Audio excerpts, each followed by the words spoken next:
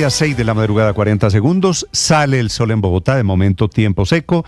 Aquí los saludo en este lunes 27 de mayo, que comienza con la tormenta política por el anuncio del presidente Petro de que quiere una constituyente, ahora derivada del acuerdo de paz firmado con las FARC en el año 2016.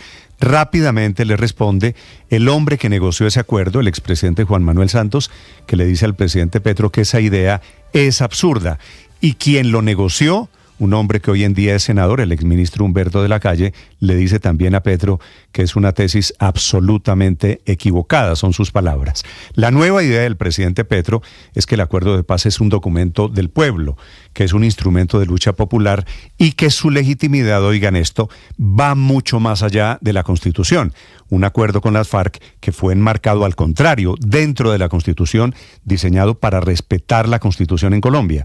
Es que si el presidente Petro abre esa puerta, significaría saltarse la Constitución y sacar adelante sus reformas, su modelo de país, a través de una constituyente que no pasaría por el Congreso, que no tendría controles, casi igual a la que hizo Hugo Chávez en Venezuela en 1999, asignándole curules a los indígenas o asignándole curules a los guerrilleros del ELN, que tiene que ver todo esto con el mismo proceso que se está sacando con el ELN. No por coincidencia, este fin de semana sacaron uno de los puntos de acuerdo del que ya les voy a contar. También Álvaro Leiva había insistido en la tesis de que el Acuerdo de La Habana abre y es la puerta de entrada a una constituyente.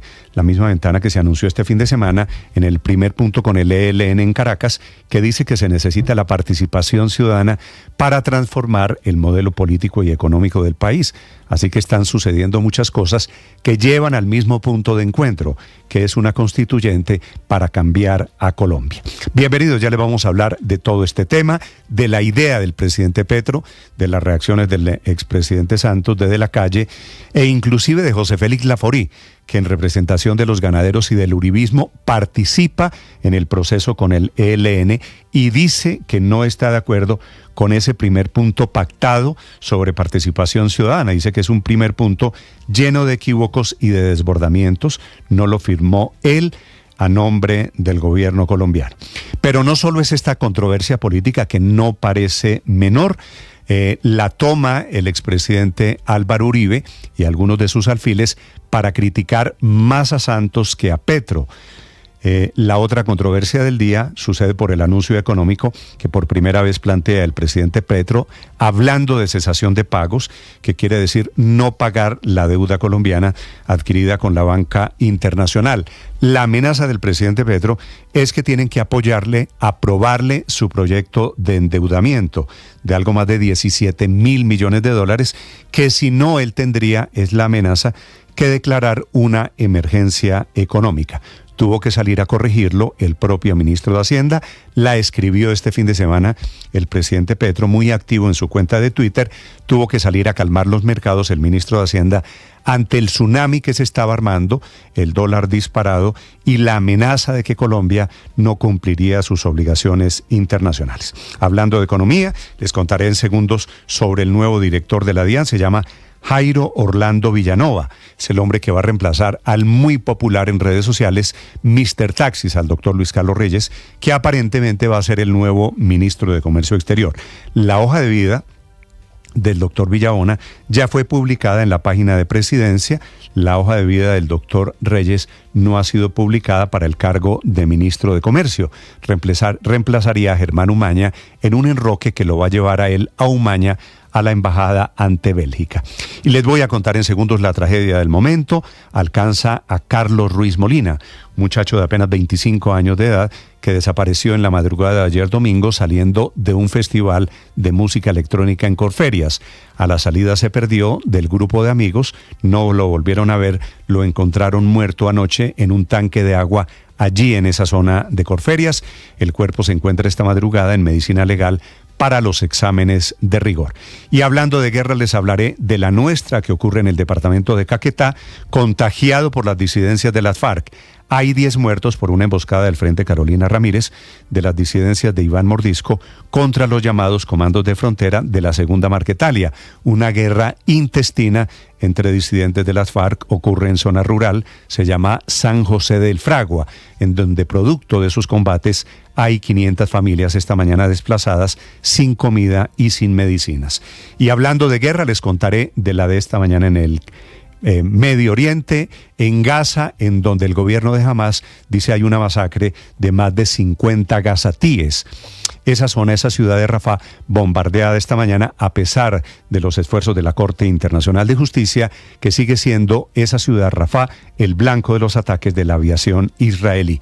Y hoy es el día de Olmedo López, a las 7 en punto, con Caracol Televisión, con Noticias Caracol, transmitiremos la entrevista de Olmedo López, el hombre, el dueño de los secretos de la corrupción, hablando del cónclave y de las reuniones en la Casa de Nariño para planear el gran aparato de corrupción, que tiene que ver con las polémicas que prende el presidente Petro, que no habla de Olmedo.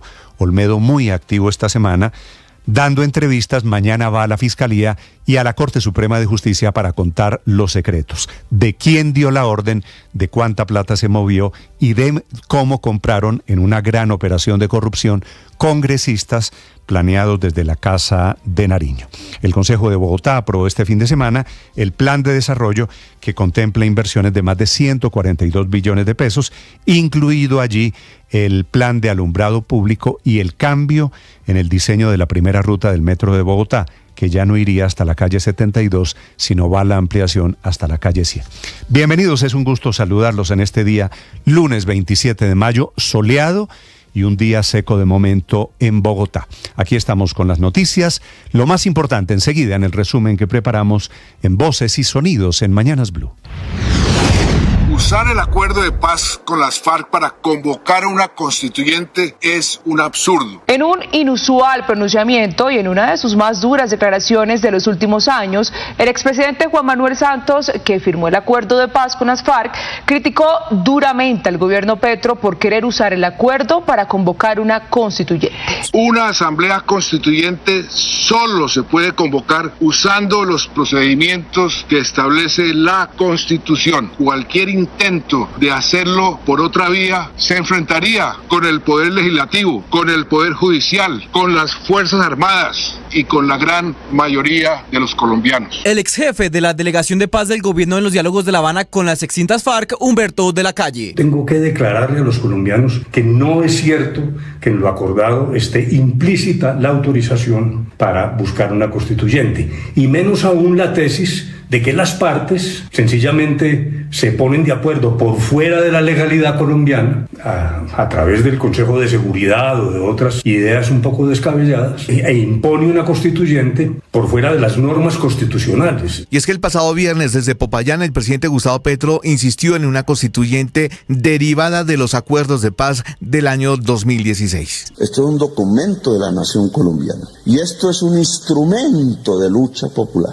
con la legitimidad que va más allá de la Constitución, pero tiene esa fuerza. Esta tesis de una constituyente, tras la firma del acuerdo de paz, fue planteada inicialmente por el ex canciller Álvaro Leiva. El presidente, en medio de graves retos de momento, ha dejado entrever la solución definitiva. A su manera, ha venido edificando la antesala de lo que habrá de ser una fórmula para resolver un sinnúmero de dificultades, y no exclusivamente porque sea su obligación cumplir, sino porque esta coincide integralmente con el pensamiento previamente manifestado.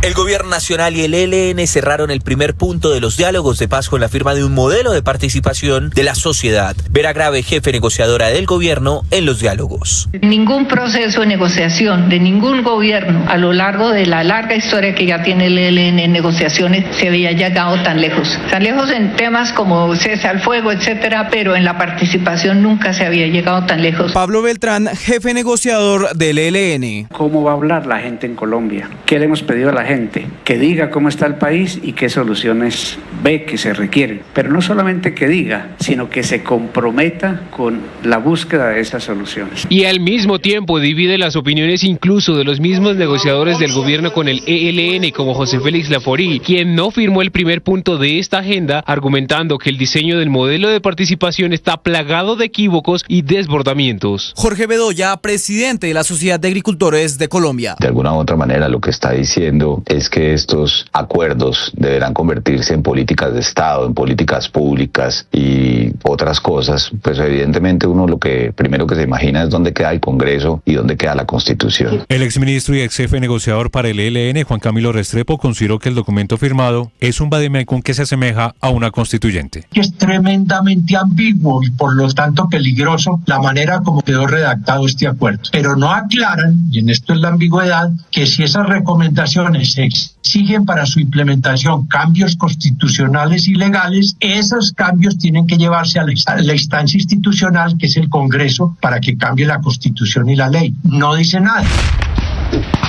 En San José del Fragua, en Caquetá, hay 500 familias confinadas por los combates entre el Frente Carolina Ramírez y los comandos de frontera. Una guerra sangrienta que dejó más de 10 presuntos guerrilleros asesinados. Dentro de los cuerpos hay menores de edad identificados como reclutados de las mismas familias campesinas de la zona. El gobernador de Caquetá, Luis Francisco Ruiz. Yo tengo los videos donde es retenida con vida y después aparece muerta, ajusticiada. Aquí solamente toca es echarse la bendición.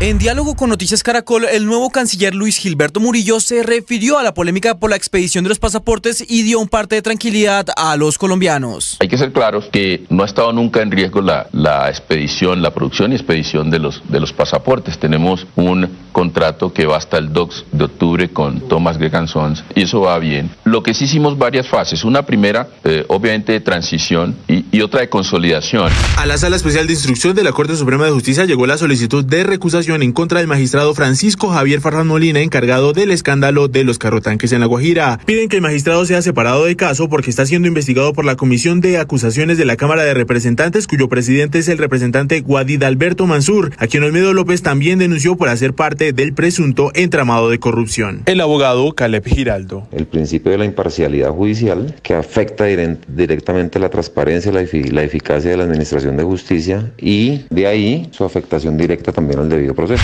40 horas duró desaparecido Carlos David Ruiz, el joven de 25 años que estaba en el Baum Festival en el sector de Corferias. Misteriosamente llamó a la familia y fue desde la madrugada del pasado sábado cuando no se conocía de su paradero. Resulta que pasaron las horas, verificaron en diferentes puntos y al final lo encontraron ayer pasadas las 4 de la tarde dentro de un contenedor, un tanque lleno de agua en la entrada 3 de Corferias.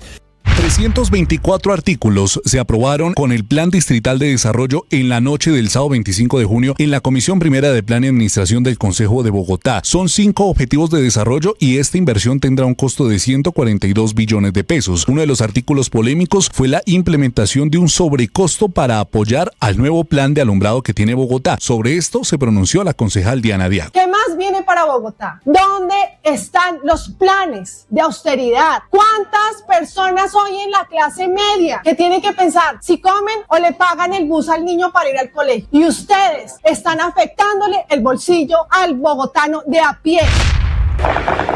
Un ataque israelí a un campamento hecho con improvisadas tiendas de campaña deja al menos medio centenar de muertos en Rafah, en una zona que las propias fuerzas israelíes habían calificado de zona segura.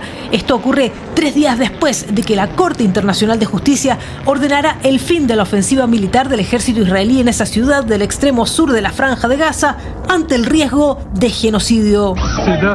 Quemaron a la gente, los quemaron. ¿Qué más puedo decir? No puedo decir nada. De repente cayó un misil sobre nosotros. Se jugó la quinta fecha de los cuadrangulares. En el grupo A, Pereira y Millonarios empataron 2-2 y Junior venció 1-0 al Bucaramanga. Con esto, Millonarios es el único equipo eliminado del grupo. En el cuadrangular B, Santa Fe derrotó 2-0 a La Equidad y Tolima venció 1-0 al Once Caldas. El cupo a la final se lo jugarán Tolima y Santa Fe el próximo fin de semana. Una victoria del Tolima le dará la clasificación. Cualquier otro resultado le dará la clasificación a Santa Fe. Estás escuchando